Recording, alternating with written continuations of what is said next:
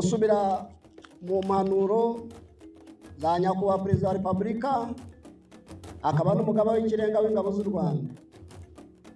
Ejo bundi tariki 27 mu kigo cyacu cya Gabiro Combat Training Center yari yaje kuganirira urubyiruko, abantu bangana namwe ndetse abandi murusha imyaka, ariko n'urubyiruko rw'u Rwanda. Iyo rero aganiriza urubyiruko rw'u Rwanda, ntabwo namwe muba mwasigaye, niko mwari muri aha ngaha muri aya mahugurwa.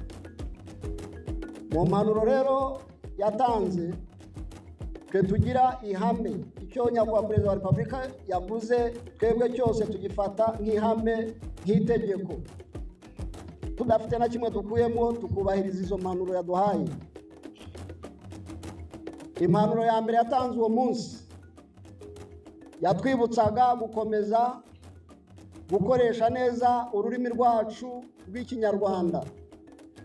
Impanuro ya kabiri yongera ngo iratureba no kurusha izindi zose, yavuze ko buri gihe tuzajya duhora twiteguye kuba dufite intambwe irenze imwe ku mwanzi wacu cyangwa kuba twigimba.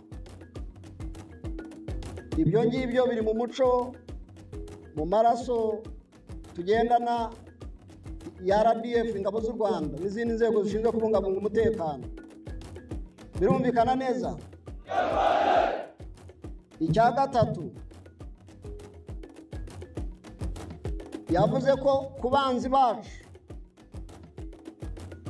bacu igisubizo ni kimwe: guhora buri gihe twiteguye, kandi kwitegura mu buryo ubwo ari bwo bwose, ariko cyane cyane ubwo kwivuna umwanzi. Ibyo rero bigaragarira mu bikorwa, harimo n'iki ngiki musoje mu kanya: kurasa tugahamya ku ntego. Ndumvikana neza?